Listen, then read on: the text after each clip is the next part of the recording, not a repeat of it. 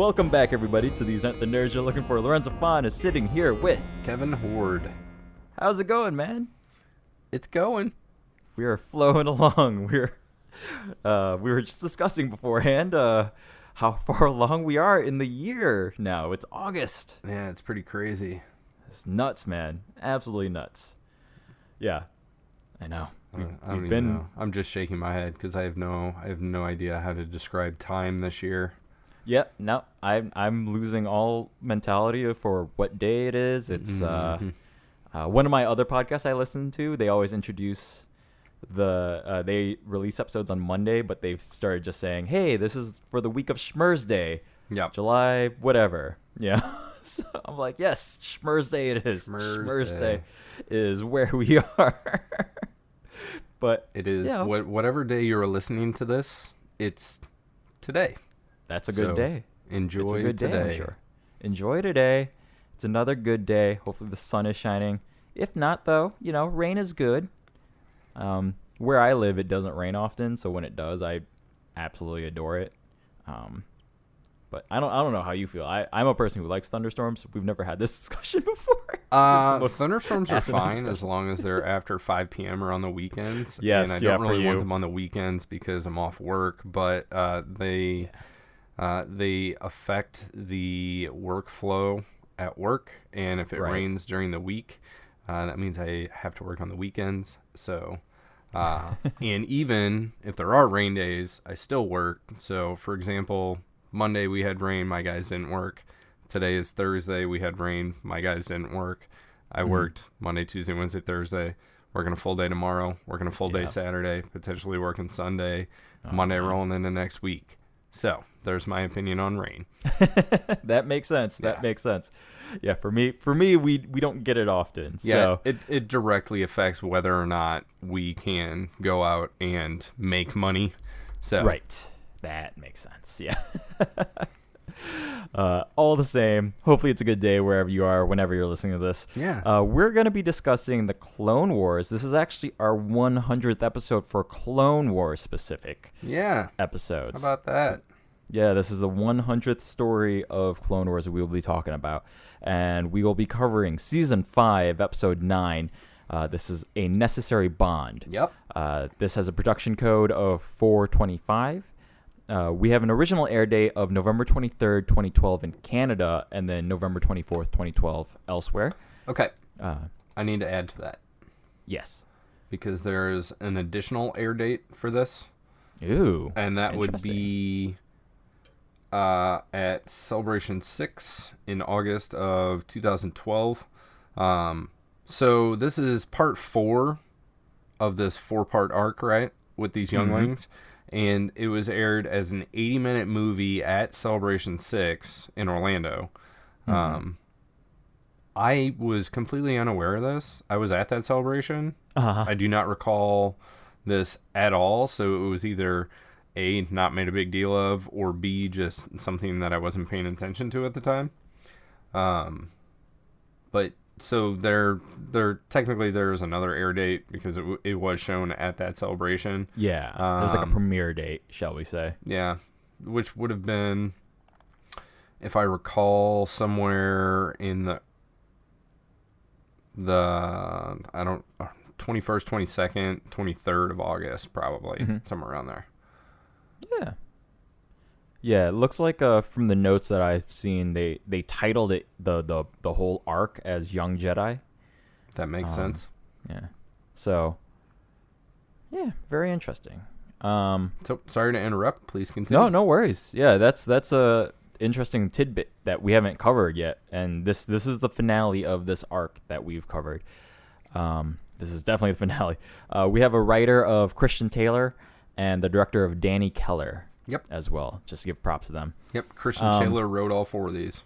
And then we've had a separate director each week. For each week, yes. Moving on to the fortune cookie, we have choose your enemies wisely, as they may be your last hope. So what do you got on this one? So here's how I approached this. I tried to do a Google search on which Star Wars character says the most bullshit. because I think that this fortune cookie is bullshit.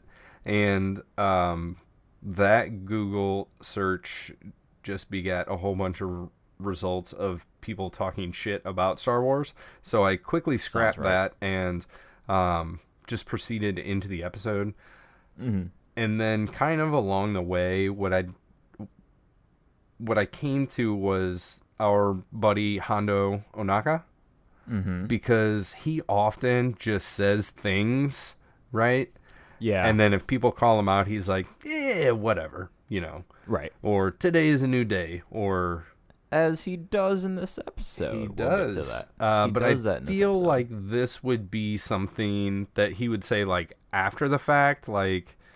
he'd be like, ooh, I fucking hate those guys. And then later he'd be like, hey, we got to work with those guys. And somebody'd be like, didn't you just say you hated them? And he'd be like, oh, choose your enemies wisely because they may be your last hope. So it sounds like some Filoni baloney that would come out of Hondo's mouth. I'll go with that. I like it. That's other. If it's not Hondo, I don't know who it is. What were your thoughts? I honestly, this one, I agree with you. This was a weird one because it's like, for me, this fortune cookie was clearly the fact that they've already used the moral of the enemy of my enemy is my friend. Mm-hmm. I believe that was a fortune cookie in a previous episode. I think that was last week, and that would have applied here for sure. But they've already blown that load, so they had to come up with like another enemy related, but enemies can be your friend sort of thing, Right. And sometimes the morals... It's as though they're trying to describe a necessary bond. Right. So, like, sometimes the fortune cookies have nothing to do with the episode, and sometimes they try and, like, thematically match. And they, for sure, lately, with a few exceptions, have been trying to thematically match more so lately. Yep, they've been trying to pin the tail on the donkey a little closer. Yeah. So, I agree. This one is just worded weird because, like, sometimes the fortune cookies are, like, enemies of my enemies, my friend. Like, that is not Star Wars specific, That's not something that was written for this. But this one, as far as I know, I've never heard of this outside of the context of the show, worded this way, right? Yeah. The only other person I could potentially hear this coming from would be Qui-Gon Jinn. Even then, I don't know. And it would have to be... I don't think he would put it this way precisely. I think he would be more apt to kind of put this out there if someone was being overly antagonistic toward somebody else. Right. You've brought up a couple times that he is the more pacifistic representation in the Jedi Order, and I think that like if he were to train Anakin and Anakin's out there getting fucking pissed off all the time and like trying to create enemies with all these people, he might calm them, try to calm Anakin down by putting something like this out. But I'm still gonna stick with Hondo. Yeah, Hondo's a good choice, but for sure, like my stance on Qui-Gon is like he'll try all other avenues before he gets to violence, Right. He's not afraid of a fight. He definitely can fight. But, like the weird, insane lengths he went to try and win Anakin's freedom, Yeah. Like, hey, roll this dice and let's see what happens. Yeah, let's get the kid in a pod race. Cool. Right. The pod races are dangerous. Whatever. So. Yeah, he's got a roundabout way of getting to wherever he's going, I guess. Right. So no, I agree with Hondo on this one because, Hondo does kind of spit out some stuff, and we'll get to that later for sure. Yep. We've discussed Hondo in these last few episodes for sure, and I've kind of put out a lot of opinions on Hondo, so I like we're gonna Hondo. have more of them, I'm sure. And you know what? I feel like something he says in this episode may fall in line with or oppose your views of Hondo from recent weeks. I feel like in the last 2 weeks I've like in the weirdest way flip-flopped and yet not on Hondo. Yep. In opinion. Totally. Like last week's recording, I like rethought about what I said. I'm like, I think I completely contradicted myself from the previous week, but but we'll get there. One can only hope. At the start of this episode, the newsreel basically is recovering the previous episode regarding Hondo and Ahsoka being kidnapped and going to Florrum, and the Younglings were helping out. And last week at the end, we saw the Younglings having saved Ahsoka. They were flying off into the distance, and they were having a little moment of learning, I guess, and a sweet little lesson wrapped up the episode. Yeah. At the start of this episode, they are still on that same speeder, but now they are actually being pursued by the pirates. Yeah. So this is 30 seconds later. This is after the commercial break. Yeah, and the pirates caught back up, and trouble's on their tail. So the Younglings are trying to make their way back to the Crucible, and they're trying to make contact with R2-D2 and Gnodi, who's aboard the Crucible, but they are not responding for whatever reason. But Petro is still trying, and then finally Gnodi, who was repairing Huang, makes her way back to the cockpit and hears the message coming in from Petro. Right, so everybody was out of the cockpit, right? Right. So the only people on the ship would be Gnodi, R2, and Huang. Yeah. So I thought the Gnodi's like archetype was not like, she wasn't Donatello, right? I don't remember what, because Zat is the one that does machines. He's the one. Yeah, Zat's the tech one. Yeah. And yes, Gnodi is like the pilot girl, but that didn't lead me to believe that she was also the droid repair girl, because I feel like in the last episode, like, Zat was working on her or working on Huang, and then when he leaves, he's like, yo, R2, like, keep working on Huang, get him put back together or whatever. I think that's what Gnodi was probably actually doing, was like, Gnodi was like, again, we have no full evidence of it, but Gnodi was probably just like holding on to shit while R2 was like, yeah, hold it there, don't move it. And then R2's like searing things back together, right? Okay. So that's kind of what my mental image of what was happening is going on. But Huang speaks again, so David Tennant's back in this episode. There we go. There was no spoken lines last week, but yeah, David Tennant's back in this episode. He is still missing his arms, however, but he's walking, he is talking, he's back. So basically, the rest of the crew need the Crucible to get in the air. Ahsoka sends them some coordinates, meet us here, that sort of thing. So, and she actually literally sends coordinates. Like, you see it on screen. Ahsoka is talking to Gnodi, and she taps on a map and like pulls up where they're headed or whatever, and she's like, head to this place, boom. And I don't know if it's email or what they got going on, right? It appears like it airdrops. It airdrops the Crucible. So the Crucible takes off. The chase is still going on. Pirates are shooting at the speeder, and the Crucible does meet up with the speeder, and they drop the ramp. The Crucible is still flying in the air, so the Crucible's flying above the speeder, and they're trying to feed kids up into the ship, basically, is what's happening, right? Yep. And Pirates all the while, Ahsoka has to defend everyone from, like, blaster fire and shit. Ahsoka still needs to pilot the ship at first, but then what she does is puts a mask on the steering wheel, the controls of the speeder, to try and just at least keep it going straight. That's so dumb. Then she goes up and then does the lightsaber deflecting thingy while kids are trying to crawl onto the Crucible. There is a weird thing where Gnodi grabs onto the hands of whatever first youngling climbs up, and then like a second youngling is dangling from the feet of the first one. Yeah, it's like Gnodi to Katuni to our Wookiee buddy Gunji, right? Yeah, because at one point pretty much all of them are hanging on except for Petro. Right. The mask gets knocked off, and then Petro goes to steer the ship, the speeder, again. the speeder is headed towards a cliff, so then he makes a turn, separates from the Crucible. Crucible's still hanging on to a couple of the Younglings. They meet back up. Things are not looking good. And then essentially the pirates start shooting at the ship, takes out some of the engines.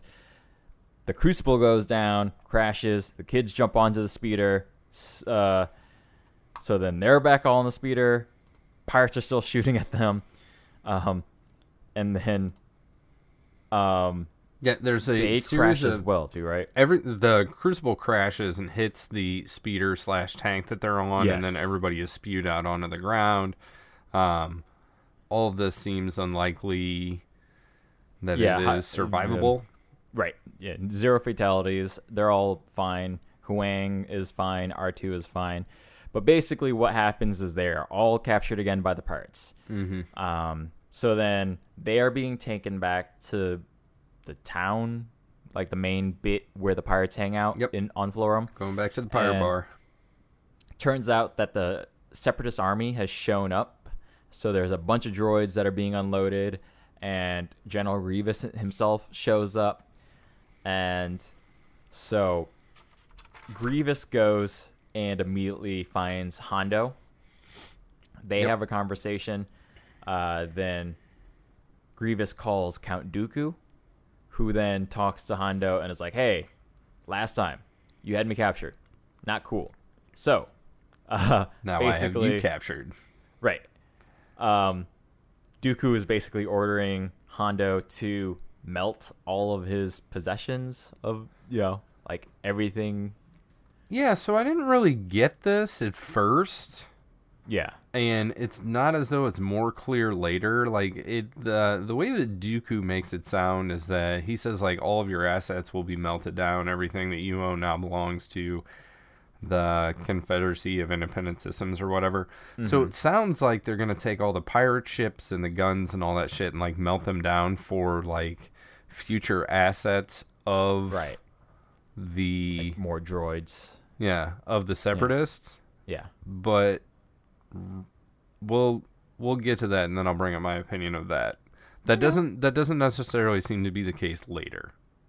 Yeah, this is a threat that is made and then I think promptly forgotten.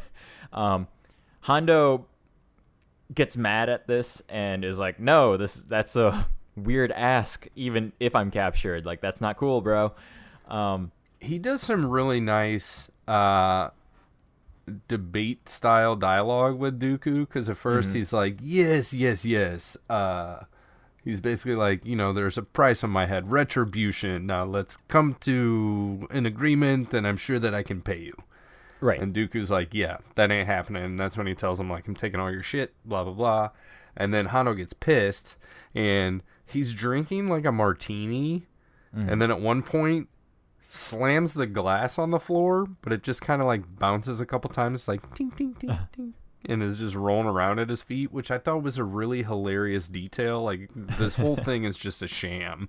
Like, this whole speech that he's giving to Dooku is probably just to buy him some time so he can think of what he needs to do next to try to get himself out of this situation, which takes us back to the fortune cookie, which is just bullshit. It's just something that Hondo is saying in the moment to either appease whomever he is talking to or make himself look good. Yeah, he's just trying to think of the next thing, but in this case, there is no next thing. He basically just gets imprisoned immediately. So we cut back to Ahsoka and the Younglings still captured and imprisoned by the rest of the pirates. Yeah. They have a conversation, and the pirates are like, I don't know what to do. Like, they have Hondo. That's not good. And then Ahsoka brings up, it's like, hey, we have a common enemy now. So for you guys to even have an attempt at trying to get Hondo out of there, you're going to need our help. I do have a little bit of dialogue noted here. And as she's talking to this bigger pirate, right? She says the fact that Grievous is here with his entire fleet means that Obi-Wan was overrun. Like, she's jumping to some huge conclusions here. Like, what if Obi-Wan triumphed and Grievous, like, took off and is running with his tail between his legs? Because there was definitely damage on both sides in that battle Right. that we saw Obi-Wan in last week or the week before, right? But she's like, oh, definitely. You know, it's like, we've lost all communication. That can only mean one thing: invasion. Like, she's like, oh, Grievous is here and he's got backup. That definitely means Obi-Wan Kenobi lost. And then that's when the pirate's like, oh, well, we'll just barter you. We'll sell you to him, and then we'll be off scot-free. And she's like, she's like, no, because Obi-Wan lost, that definitely means that they would just kill everybody. They'll kill both of us. Well, that's exactly what they said last week, too. So, like, this is sort of a repeat of exactly last week, because they already had Ahsoka captured last week, and Ahsoka brought this up last week. It was like, look, if you try and sell me the Separatists, they'll just kill me. They'll kill you. That's how this always works out. Right. She brings it up again this time. Yeah. And then she's like, hey, by the way, though, I have experience with taking down the droids, so we have to work together. Then one of the pirates explains that Hondo does, in fact, have additional ships stashed away. So if they were to try and get off planet, that would be the way to do it. He's got a secret stash of ships that nobody is supposed to know about, but I know about it, but I'm not supposed to tell anybody, but I don't know where they are. Only he doesn't know where it is. Yeah, Hondo's the only one.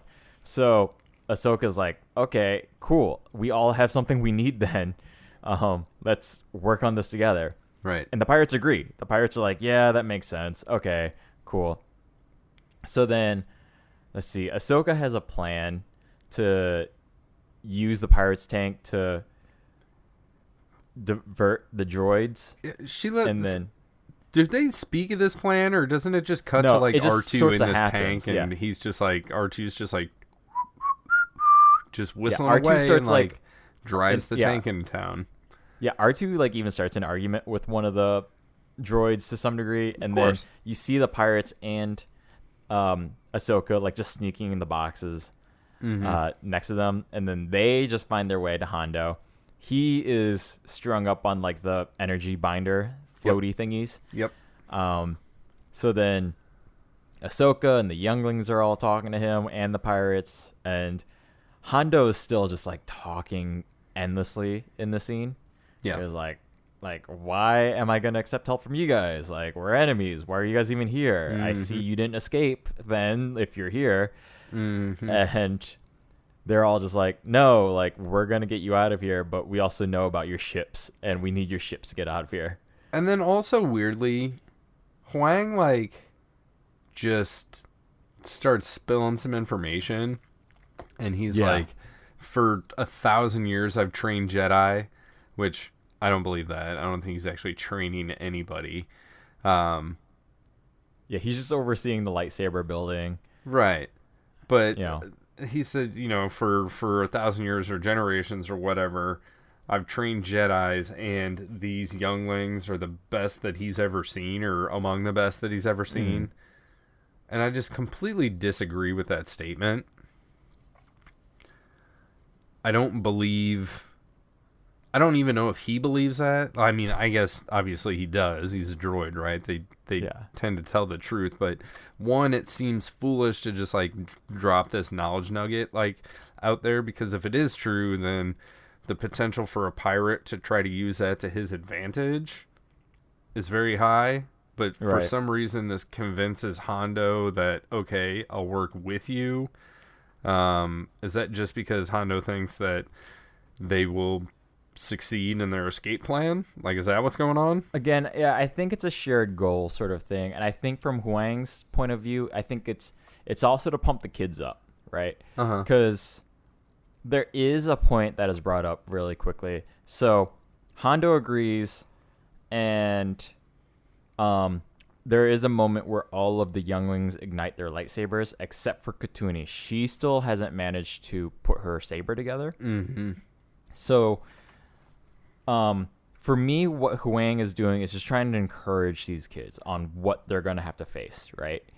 Well, if that's the case, this seems like an inopportune time to do it.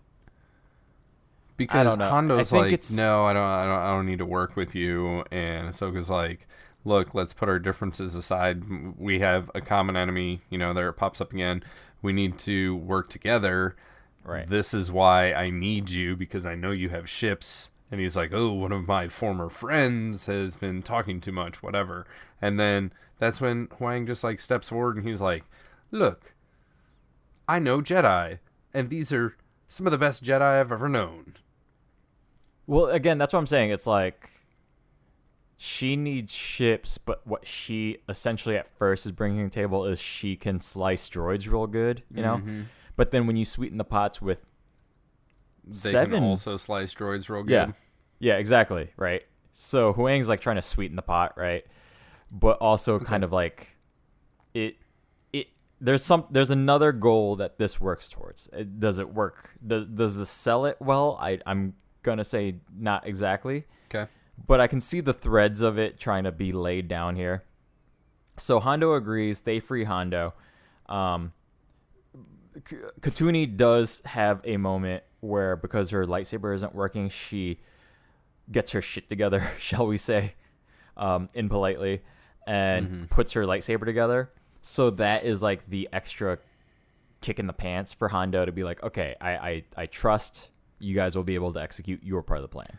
He seems to be getting some sort of stimulation out of all of this. Like, he seems to be nerding out lightsabers, and then like to see the construction of a lightsaber. Like, he even says no payment will be necessary. Like, witnessing the construction of a lightsaber is worth the cost of a ship.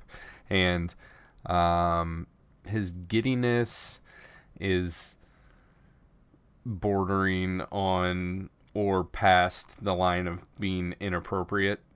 Like, I don't disagree. They play it pretty hard. And maybe that was even bad phrasing. I believe that to be true. Yeah. So they push it. I think the intent is that he's supposed to be nerding out, that this is a very rare thing to see, you know, because to your point that you've made, especially in the first 2 episodes of this arc, where in your mind, this is meant to be more of like a private ceremony between master and apprentice, right? Nonetheless, it sounds like this is a moment that, even if not just between an intimate pair of just master and apprentice, that it's still only Jedi are around to see this, and then Huang, however you count him, you know, right?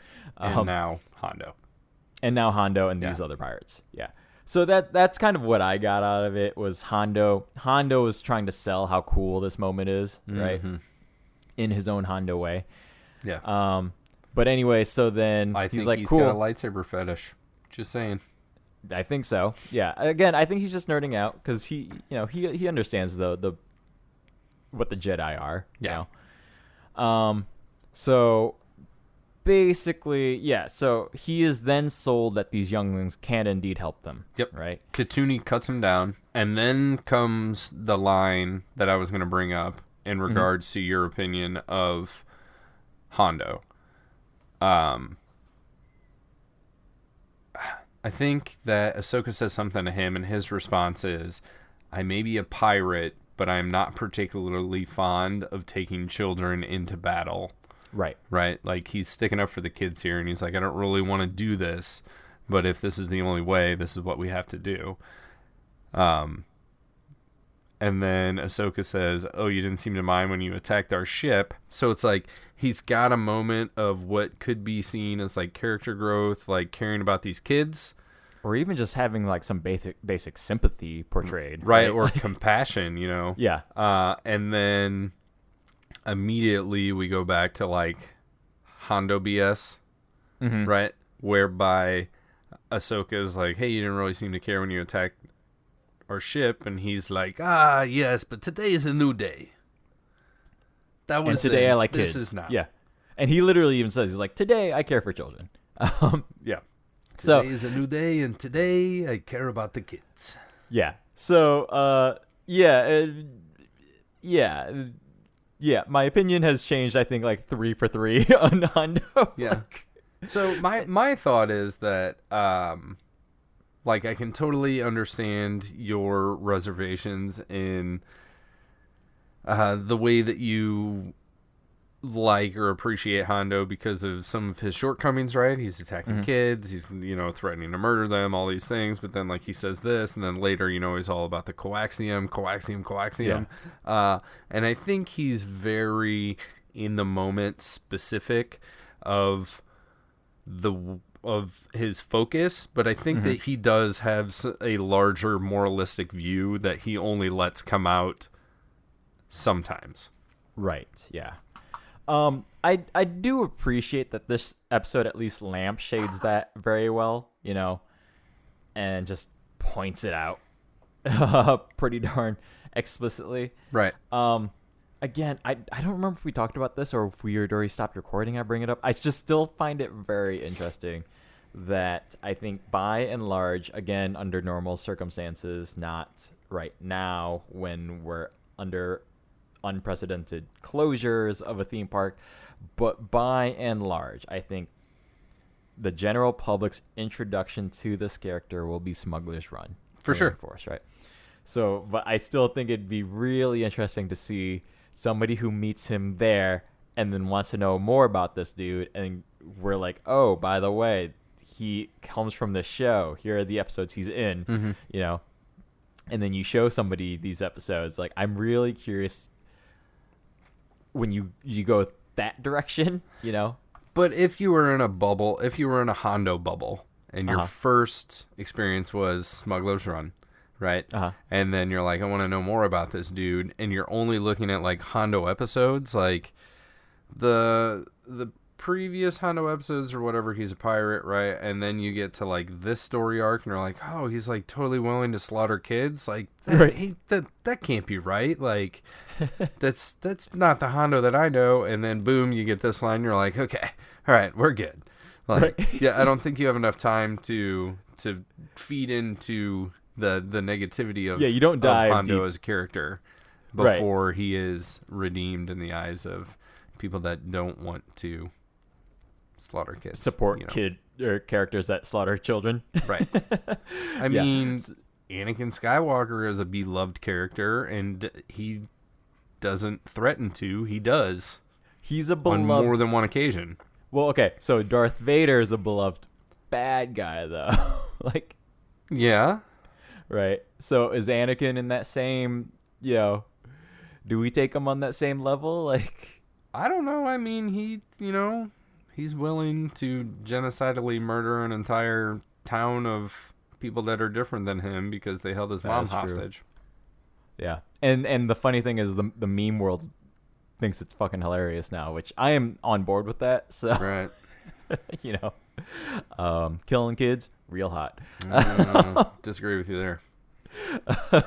Padme's all about that. Padme stuck around for the genocide of Sand people, and she did. So she was like, yes, tell me more, Anakin, about the slaughter of these people. But when it came to Younglings, then that's when her and Obi-Wan were like, yeah, nah, draw the line there. It's because they were outside of the Republic and thus outside of the influence of any democratic peoples, right? So it's just Padme's, they're in the savage land, right? And Padme's bubble of sympathy. Right. So her sympathies only lie as far as the democratically reach voting. of the democratic process. Yeah. Okay. Yep. I'm down for that. Okay. So after this, where do we go? So after this, we cut outside, and Grievous is standing around. We have many fires burning, and then a droid reports in. He calls himself 87, so it's OOM 87 is whatever battle droid this in. Reports in that there are mini Jedis or micro Jedis or tiny Jedis. It's small Jedis or something. Jedis, whatever. Yeah. That are attacking. Grievous responds to that and figures out that, there are other. Hondo's got some helpers that are Jedis one way or the other. But so in this instance, like, there are droids taking things and throwing them in fires. This is all Hondo shit. Like, when Dooku said we're melting your stuff down, it wasn't for a resource purpose. It was just to give him a destroyed. big fuck you. Like, Yeah. Yep. he's destroying the pirate culture from under Hondo to teach him a lesson. Yep. Like, it might as well be piles of books and artwork and other things. Like, that's what he's doing. Yep. Is it weird to you that this is important right now to the Separatists? I mean, it's retribution. It's weird to me that, again, the two big generals of the Separatists have time for all of this. Yes, I agree. It's weird. Because, like even when I wasn't thinking about it at first, even when I kind of forgot about the connection for, like, 2 seconds, I found it real weird that Grievous made his way from fighting Obi-Wan, then heads to Florrum, and then instead of doing anything else on Florrum, I'm not sure if there is or not anything else to do on Florrum, but he goes straight to Hondo for this, Like, for 2 seconds when I forgot about Dooku and Hondo's history, I was just like, is this the most important thing to happen right now for the Separatists? So I'm wondering, I think that the battle that Obi-Wan was involved in was in the whatever system that Florrum is in. Like, they weren't planet adjacent, but they were, like, in the system or even system adjacent, right? Yeah. So that when that battle was won, Dooku's like, hey, you're in the area. There's this little shit that I want you to take care of. Like, go over there and teach him a lesson. Right. And I think it's a bullying of convenience as opposed to something that's planned out, right? I don't think that it was in the plan of, all right, first we're going to go and fight Obi-Wan at this place, and then when we win, this is what we're going to go do. I think it was kind of like, all right, well, that's done. What's next on the agenda? And Dooku's, like, rubbing his hands together like, ooh, we're so close. Like, we can detour, we can run over there, we can teach this guy a lesson, we're going to take all his shit. I'm going to be able to telephone tough guy him through holo Skype and just as payback for when Hondo basically did the same to Dooku. Yeah. Okay. I buy that. Basically what happens as the Younglings and the pirates are hopping out, though, is that they are basically just tearing down the droids, especially the Younglings. They even while the one droid is on the holo communicator to Grievous, he gets taken out by the Younglings, and he's like, hey, the tiny Jedi are my knees. Just gets sliced down. And so, see, that's a clever line, because they're the tiny, Younglings, because they're half the size of regular Jedi, so that he wasn't cut off at the waist, he was cut off at the knees.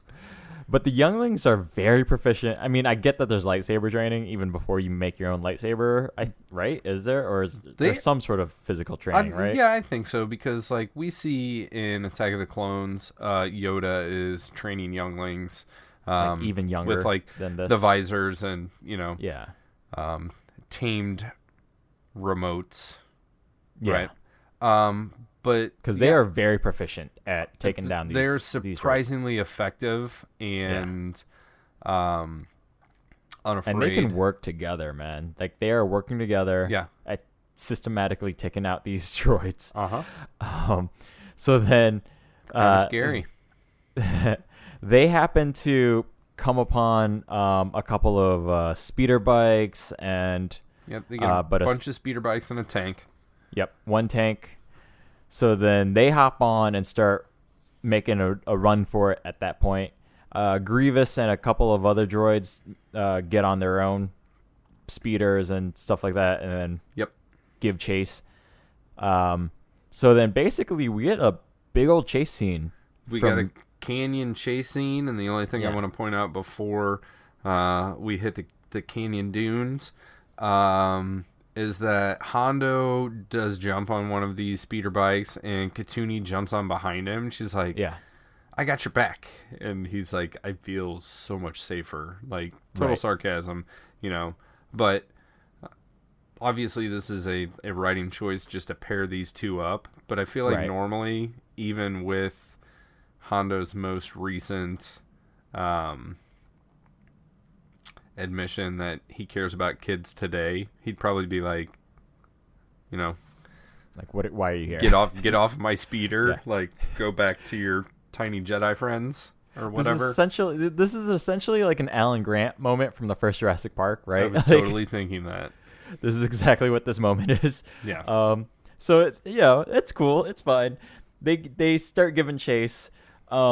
Grievous at some point during the chase actually makes it onto the tank that has the Younglings and Ahsoka on it. That R2 is piloting again? Yeah, so R2 is piloting this thing, as R2 is always piloting things, I guess.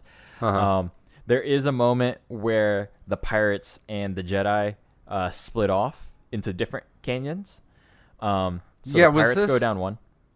I know it happened, but I kind of missed when it happened. Like, is this just happenstance, or was this caused by like some direct fire from Grievous and his troops that split them up, or was it just that, basically the pirates taking a left and the Jedi can't react fast enough, so they get split. Right, because that makes sense. Right. Because pirates have better reaction time than Jedi. Well, it's not reaction time. It's more of like they just don't know that they're going to turn left, and the pirates are like, fuck you, we're going left. If only Jedi had like, precognition or something. They don't have spidey senses. Yeah. Right. But essentially, there's a tree in the forest, and pirates went one way, and Jedi went the other way, except for this is canyon walls. But yeah, they hit a different fork in the canyon. I'll accept it. So, Katooni's like, hey, like they aren't following us. And Hondo is he's like, it's all part of the plan, and he has a garage remote clicker that opens up a false rock wall. It's pretty awesome, man. I wish I had one of those. Yeah, that's where his secret hangar is. We follow the pirates in, and the pirates land by a rebuilt Slave One. Yep. And all the pirates start heading in, and Hondo's like, all right, time to go. Let's get out of here. And Katooni starts like laying on the guilt and is like, hey, but you said you would help the Jedi. Like, why aren't you? We counted on you. Yeah, like we were friends. We were friends for a second. You're gonna turn your back on family here. Like, yeah, right. He's given like the full like Furious 8. Like, you're gonna turn your back on family. Like, yeah. So we do cut back to Ahsoka, who is fighting Grievous, and it's not going well. And we cut into the cockpit where Huang like pokes his head out and sees that it's not going well, pops back under and tells R2, is like, hey, it's not going well. Can you do anything to help? So R2 starts kind of rocking He basically tells him, shake him loose. Yeah, so he starts rocking it back and forth, but it's still not working. So Huang is like, look, you're going to have to get aggressive if this is going to work. So R2 is like, you want aggressive? Fuck you, this is aggressive. And he literally just crashes the fucking ship. Absolutely. Into like the canyon. Just like takes it out. Everybody flies out. So everybody kind of dusts themselves off. And then it turns out Grievous is totally fine. Starts doing like the Exorcist crawl back towards one of the Jedi. And we do get a pretty cool spike in the music right here. Like, it builds as you see Grievous coming like out of the dirt and the smoke, like rushing toward I don't remember who he's rushing toward. I don't know who he's rushing. It's like Gnodi, maybe? Like, yeah, I think it's Gnodi, and it's Gunji also. Like, yeah. Cuz like one of them screams. And yeah, this is basically like the closest I can remember this show getting into like absolute horror territory, which is funny because like there were like the zombie episodes, but it didn't play like straight into zombie tropes nearly as well and effectively as it does here. It was playing the tropes in the zombie episode and stuff like that, but it wasn't really giving full like honor to building that tension and stuff, right? It's a good build, and it crescendos pretty quickly, but I did notice that there was a very nice interchange between the visuals and the music at this point in time. Yeah, because it's like it's still dusty too, and like you kind of hear the pitter patter of the metallic legs, before you actually see Grievous kind of pop up. Ahsoka comes in, saves the day. They start their little fight. I thought it was pretty sweet. Like all of the younglings get together. They kind of form up and ignite their sabers, but like Ahsoka has stepped in and done the adult protective thing, like shoulders forward, arms back, protecting these kids. And Huang actually did that with them on the ship before the initial abduction. I would be interested to see if the younglings are in the same order there. Right. And if that is a visual callback or if it's just, similar situation. Yeah. I think even if not intended, it's a good visual callback for sure. Yeah. Right. You bring up a good point there. So basically, as Grievous is about to go in for the strike, the Slave One reappears. Yep. And that ship tilts over to try and get people on board, and Ahsoka's like, all right, you guys, go. Everybody head over run. there. Get on there. And then so a fight in earnest starts between Ahsoka and Grievous. So they are fighting pretty hard. It's a pretty decent fight, actually. It's well done. We get all the basic Grievousisms, like 4 sabers come out. Yeah. There's a few trips and a few slips and a lot of spinning sabers that all then connect at once. He does the fan blade maneuver. Yep. So that all happens, but then with all the younglings on the ship, they're basically waiting for Ahsoka. They call for her, and so she kind of gets the drop on Grievous, runs and gets out of there. And as Grievous tries to go for it too, the Slave One tilts back up and starts shooting at Grievous. Which shows me how impractical this ship design is. Yeah, it's bizarre. Yeah. Because there is no load on the fly type thing. Yeah. You have to blind yourself by laying it on its back and having things crawl up the backside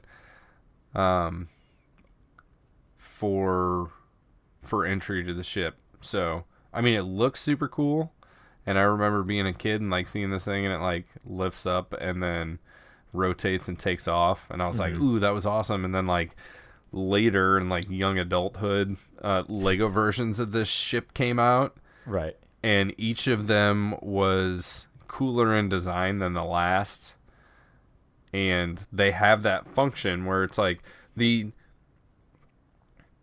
don't know how canon Lego sets are, right? But the cockpit, when it is engine down, laying on its back, the cockpit swivels so that it is still parallel to the ground, like the interior of the cockpit, right? Right. And then when it takes off and it rotates, it does that. The seats. The seats stay gyroscopically stay in place. Correct. Right. Right. But I will point out in Attack of the Clones, I don't think that is correct, because that's exactly what Obi-Wan is fighting Jango Fett, Boba is standing on the seat, looking out over the edge.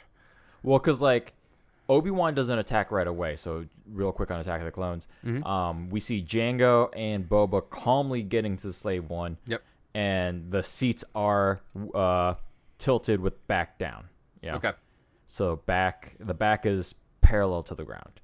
Well, in that case, shame on you, Lego, for having an awesome effect inside your little Lego toys. Right. So they keep shooting back to the younglings at hand here. So the Slave One is shooting at Grievous, and some of the younglings are like, did we get him? But Grievous is still alive, and as they're about to shoot again, a tank comes over and starts shooting back at the Slave One, and they're like, okay, we've done our part, we got to get out of here. The important thing is getting out of here. So they withdraw, they get out of there, and they meet up with a rescue team. They meet up with another Republic cruiser or something of some sort. Before we get to that, I have a couple of questions about this lightsaber duel. Ahsoka is pretty badass. We've seen her skills grow as this show comes along. Right. She's very acrobatic. She can definitely do some parkour-esque things while she's fighting with a lightsaber. You know, she started with one, now she's got two. She's got like this reverse grip. But she always holds her own against Grievous. I feel like we see her fight Grievous more than we see any other Jedi fight Grievous. Yeah. And we know for a fact that Grievous does have the ability to take out Jedi. The other big lightsaber contender that we've seen go toe-to-toe with Grievous is Obi-Wan. So my question is, how would Obi-Wan and Ahsoka fare in a face-off? Against each other? Against each other. Ooh, good point. I mean, I think it's they have different styles, too. Because I feel like with Ahsoka, you know, she's the small, nimble fighter, right? Right. So she's more speed, but, like, Obi-Wan is very stance, like, specific, you know? But I don't know. Even he also has like a much more upright fighting style, where Ahsoka is often low to the ground and kind of, you know, like sweeping the legs, but also defending up high with her other saber. Right. And again, like the acrobatics of it, she's pretty badass, man. Even then, thinking about like Obi-Wan fighting in Revenge of the Sith, you know, like that showdown, because that showdown's just epic, right? Like that's two Jedi at their peaks. Yep. Going for it. And those are also, you know, Jedi Master trained Jedi Knight, right? So they're in sync with their fighting styles. Who knows how many times they've sparred against each other. And I think the same with Anakin and Ahsoka. So I'm wondering, like, first of all, who would best whom in a Kenobi Tano fight, and I think it would be Kenobi. I think Kenobi would come out on top. But then I also think if in Revenge of the Sith, Ahsoka was still around and she was the one sent after Anakin, who would come out on top there? Honestly, I think Anakin would. Okay. In that case, I think Anakin would. I think even with Ahsoka's more nimble fighting, I think the rage-all of Anakin, as much as I don't like to kind of buy into not buy in, might not be the right word, but, you know, to me there is something to rage fueling a fight, right? But, like, that's the whole thing about the Sith, right? Like, yes, let your hate flow through you, you know? Right. I think that does actually do something, right? Like that contributes to a fight, right? Okay. And I think if at that story point, Ahsoka v Anakin, I think Anakin would get it, you know? Okay. Unless Ahsoka then also traps Anakin into some sort of what's the word? Like logistical battle. Yeah. You know, where Anakin's hubris got the best of him, right? Like, yeah, I think that would have to be the way that it would end up, right? Yeah. But like, it was a tactical thing that got Obi-Wan where he was, right? Like, I don't know that it was a purposeful tactical decision other than jumping off the fucking lava flea. I'm not saying it was. I'm just saying that it happened, right? Okay. You know, like Obi-Wan realized where he was and was like, look, it's over because I have the high ground now. I want somebody to write some fanfic or animate some fanfic about both Anakin Ahsoka and Obi-Wan going at it, and not that kind of fanfic, but the lightsaber kind, and then also Ahsoka replacing Obi-Wan in the second duel of fates, right? Right. So, sorry to sidetrack. Yeah, that's fine. That's we haven't had quite the sidetrack like that in a long while. Sure. But basically, the last bit is they meet back up with Obi-Wan. So everybody's there. The pirates and the Jedi, and Ahsoka and the Padawans, they're all there. they have a little chat. Hondo basically is just spewing out like, well, like I rescued them, so here's my price on that, and here's what I demand, and here's what I deserve. Hilarious. He's just he's just run his mouth and trying to convince Obi-Wan that the Republic is indebted to him and that they owe him all of these things. And he's like, not to mention I had ships blow up and I used fuel, lots of fuel. I used lots of fuel. This is why maybe he's obsessed with coaxium, because he's trying to make back up. Like, yeah, the Republic never paid him back. But then he also says, and not to mention, some of my guys, they were killed. At least I think they were killed. I don't really know. But he's like, that's got to be worth something. Some of my guys are dead. And he goes on, and he's like, all of this is the price for a rescue mission. Very expensive. And Obi-Wan's like, oh yeah, rescue mission? Like, you weren't trying to steal the ship? And that's when he's like, ooh, well, maybe, he backs off a little bit. But it's just such a funny interchange. And this kind of personifies what I like about Hondo.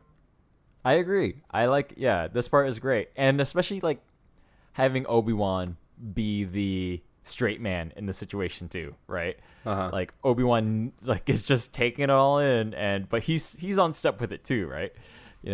So that bit I like.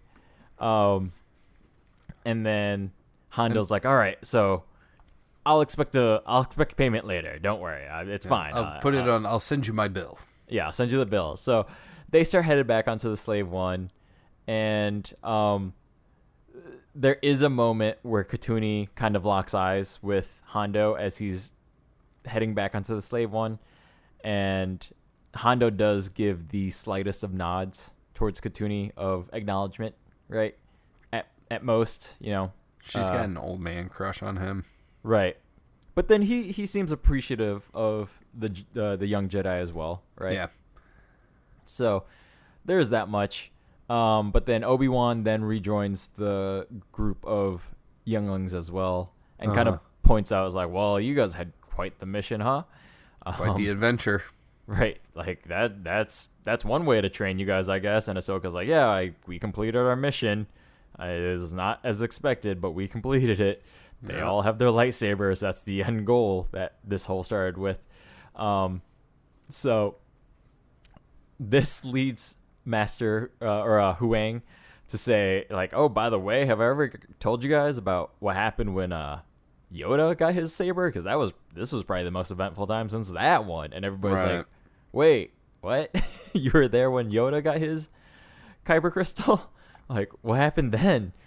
And Obi-Wan's like, hey, that's gonna have to wait for a separate time. But as for now, good job, Jedi. So they all ignite their sabers one by one, including Obi-Wan and Ahsoka, and let's all put our crystal light penises together. Yeah, they touch tips in the center. Yep.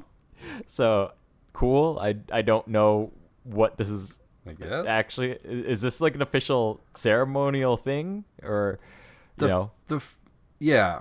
Is this like a bonding thing that some Jedi do, or do they all do this? Is this only for this group because of what they've gone through? And I will say I didn't exactly see it in this fashion, but the way the Wikipedia describes it is that this formally welcomes the younglings into the Jedi Order now that they have the lightsabers.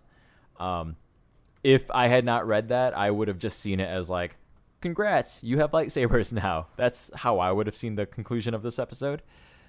It sounds more like some Wookiee bullshit to me. Right. But basically the camera pans up. We see the wheel of lightsabers, and then we iris in on this and cue loud music. Yeah. That's the end of that one. Yeah. What do you think, buddy? I think that the first time that I saw Obi-Wan do this, like, he put the lightsaber out, and I thought he was going to, like, start, like, knighting all of these people, like, all of these younglings. Yeah. And then that didn't happen, and I was like, oh, okay, whatever, weird. As opposed, or I guess in in response to the episode as a whole,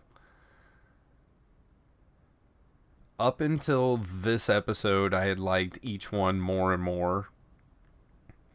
There are some really enjoyable things about this episode. Mm-hmm. I like Hondo a lot. I like Hondo and Ahsoka's interaction a lot. Mm-hmm. The action sequences are fine. They're not extra special. There's nothing to write home about. You know, they exist for the purpose of doing what they need to do within the episode. I will say the first chase scene was pretty ramped up, you know. Like at the beginning of the episode? Yeah, the first one. Yeah.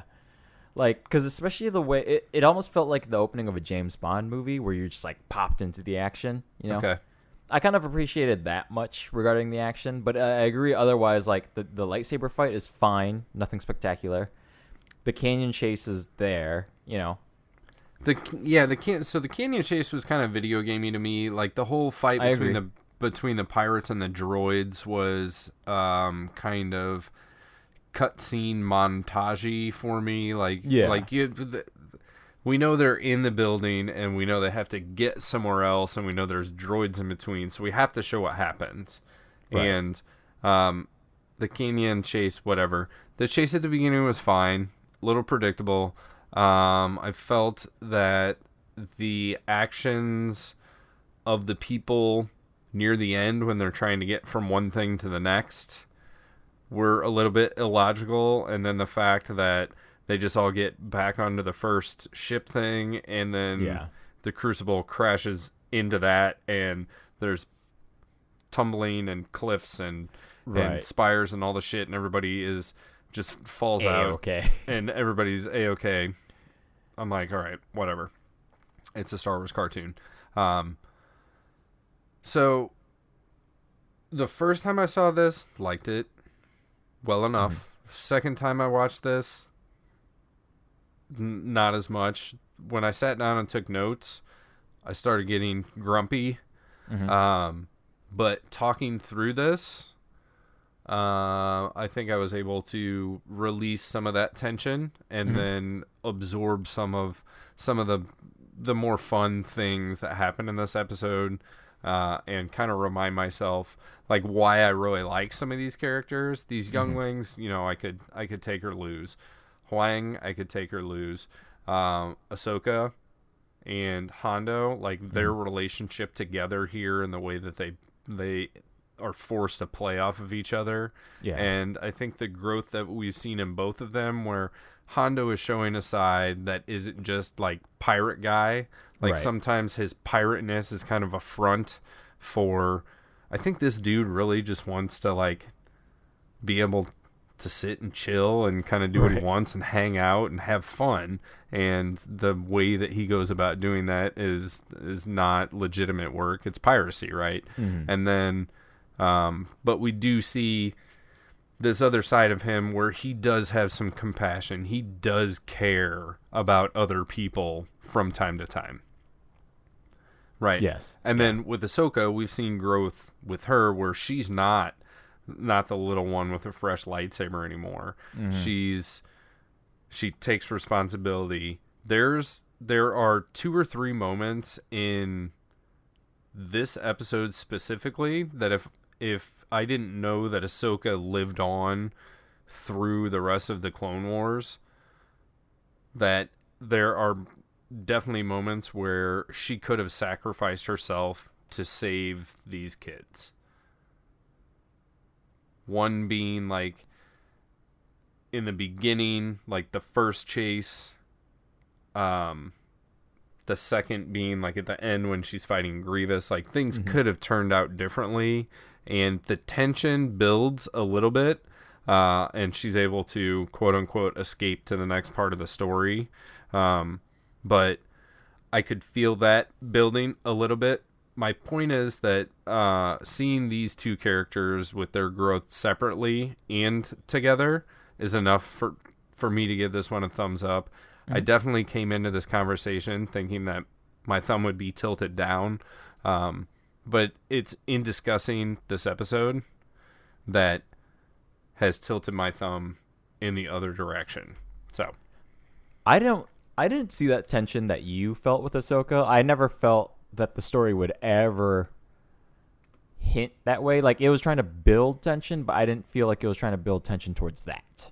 Right. Which I find interesting. So one example is like when she's fighting Grievous and they're like, come on, Ahsoka, come on, Ahsoka, come on, Ahsoka. Like, she's fighting him, and there's a point where she like turns around and there's just like the briefest of a pause where I feel like you can tell that she's thinking, do I continue to engage Grievous and ensure that these kids get out of here, or do I turn and run?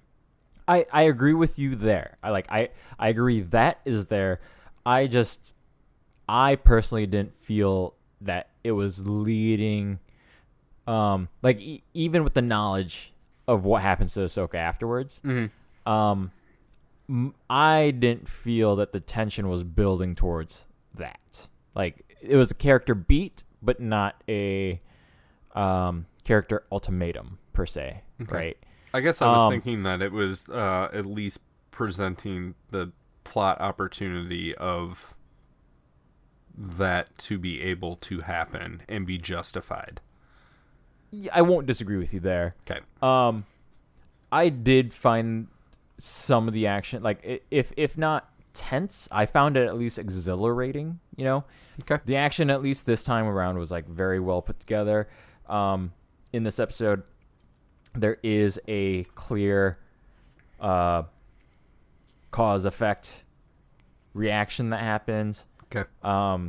That's all straightforward. I think this episode moves pretty darn briskly. And I agree with you that the Hondo Ahsoka stuff is the best here. The Hondo stuff is really well done, and I just thought this was a fun episode. So, fair enough. Thumbs up on this one. Cool. Yeah. I just enjoyed this episode, start to finish. Good. Yeah. Like, I'm glad to hear that. And for once, Petro was not absolutely annoying. He actually, like, it's interesting because, like, at the start of the previous episode, he still kind of had like twat tendencies, I guess is the way to put it. He was still just insufferable to some degree, right? Okay. Where he was sort of trying to take things into his own hands, right? And he's, you know, who cares if we're younglings? We can make this happen. Right. But in this one, he actually he steps up appropriately, but still takes orders when needs to be, right? He's not disobeying anybody. He doesn't go out of his way to prove anything.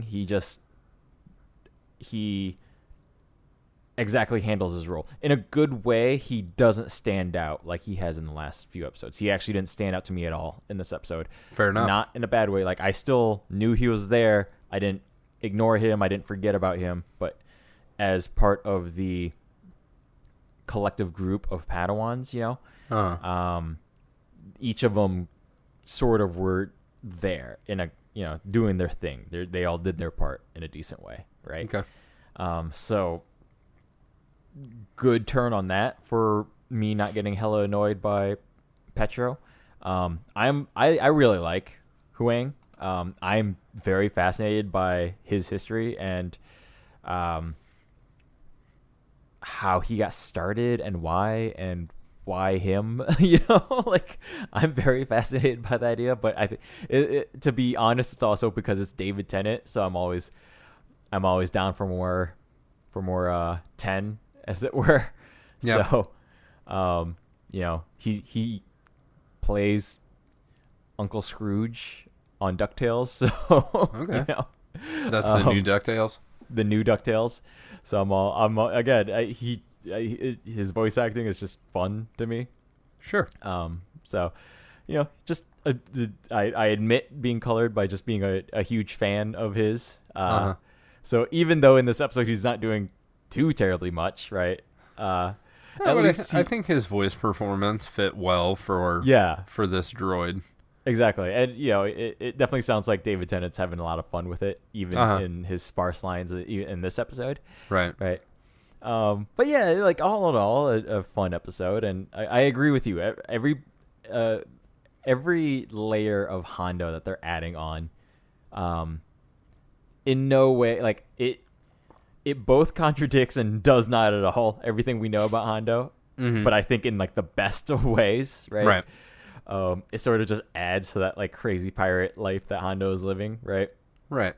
So I love Hondo. I absolutely do love Hondo, despite the fact that he will always haunt my dreams regarding coaxium. So Hey, I can't not bring up coaxium. You know, 'cause that's all I hear him saying in my goddamn mind. It came from this moment when Obi-Wan basically refused to pay him back for his gasoline.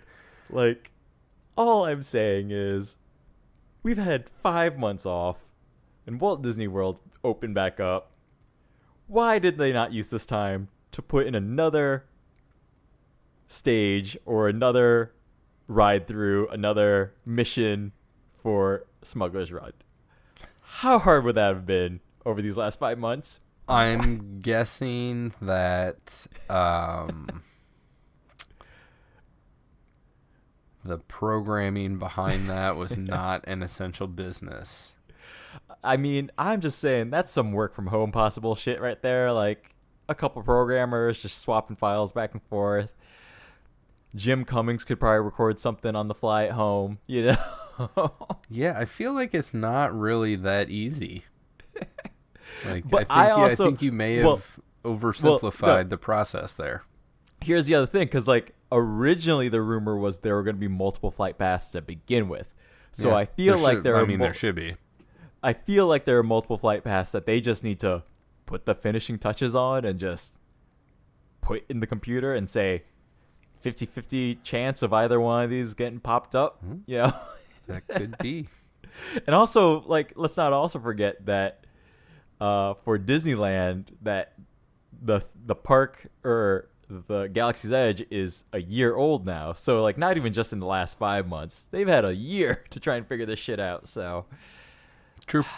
I just need Hondo to yell at something at me that isn't grab the coaxium. Like, good job, you got the coaxium. Now after the second one, I'll grab this one and yeah.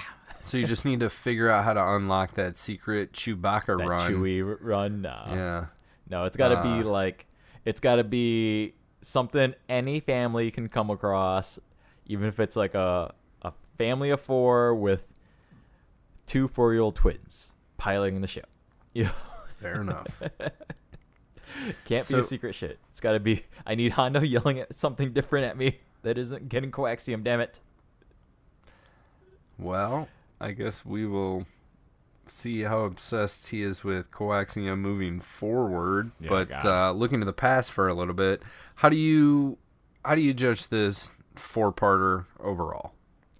I think on the whole, it's fine. I think it's good.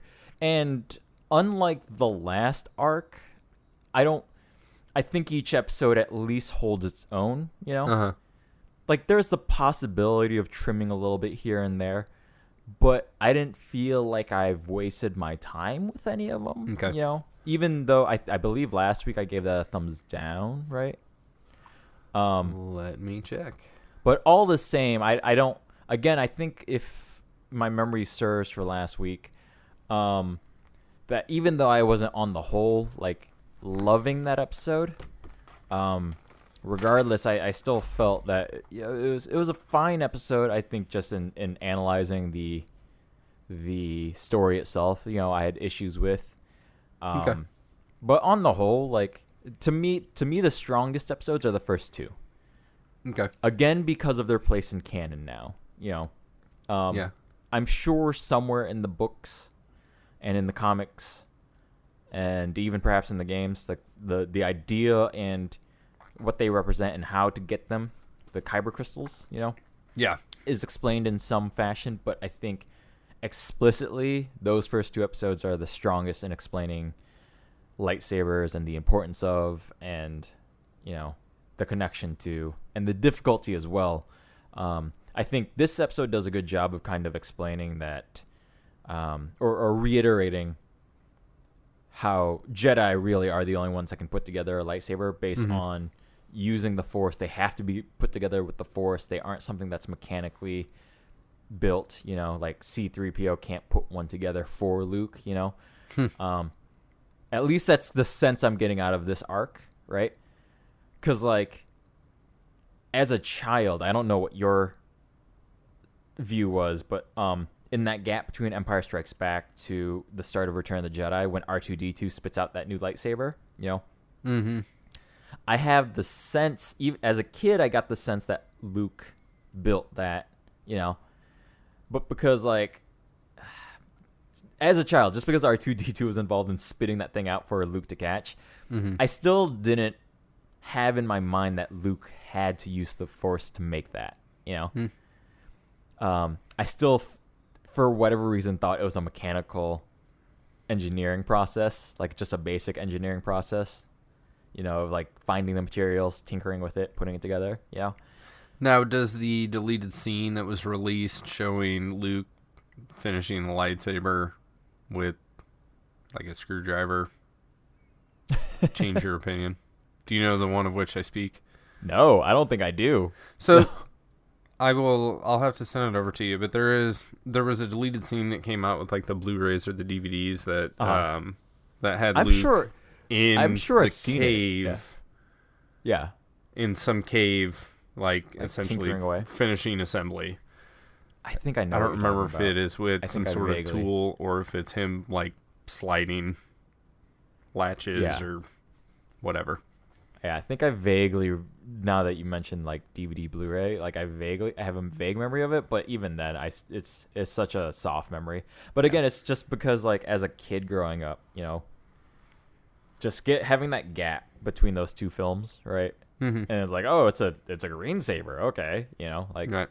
Sure, why not, but then getting here, like, watching these Padawans putting the sabers together, despite, like, those episodes aren't the strongest television I've ever watched in my life, Yeah. but they're still memorable. I still remembered both these episodes even prior to this rewatch. Part of it is because I knew David Tennant was involved, and he stands out in my mind. I remember Gunji, and I vaguely remember the hunt for kyber crystals, right? Mm-hmm. I did speak a few weeks ago about how I remember the kyber crystal search from the 2D Clone Wars more than this. Mm-hmm. Now that we have finished it, this 4-parter works well together, and I could definitely see it as that 80-minute movie or whatever. Yeah, Young Jedi or whatnot. And I would probably watch that again. So to me, definitely some things were done right, and we have fallen into the story arc run of the Clone Wars. Mm-hmm. So I'm interested to see what happens moving forward. I mean, for sure, this is a much better arc than the one prior. So. Yeah. So I'll just leave it at that. Yeah. Do you got anything else relevant to this episode specifically, or this story arc? No, I'll close it out if you have nothing else to say. Happy 100 episodes of the Clone Wars, guys. 100th story of the Clone Wars. I can't believe we've made it this far. Yeah. After so long. And what a good one to get here with. Thank heavens. If you want to celebrate with us, notthenerds.com is always a good place to do so. Most of everything that we have is there, so social media links are there. Our YouTube playlists are there.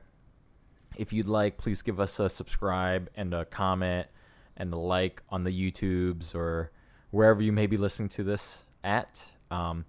We always appreciate and enjoy looking at those. But as always, we always like to give shout-outs to Kevin Warren at They Call Me K-Dub on Twitter. He's the artist that put together the cover art for us. We also like to thank Lindsay at strangefantasymusic@gmail.com. She put together the jingle that you hear at the beginning and end of every episode. And we also like to thank Anthony, who put together notthenerds.com for us. He is the website builder that put that together for us, and you can reach him at Blue the Beard on Twitter.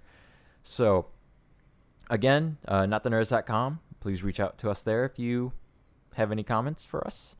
But until next week, which we will be talking about secret weapons, it looks like. I've been Lorenzo. Kevin Horde here. These aren't the nerds you're looking for. Bye-bye.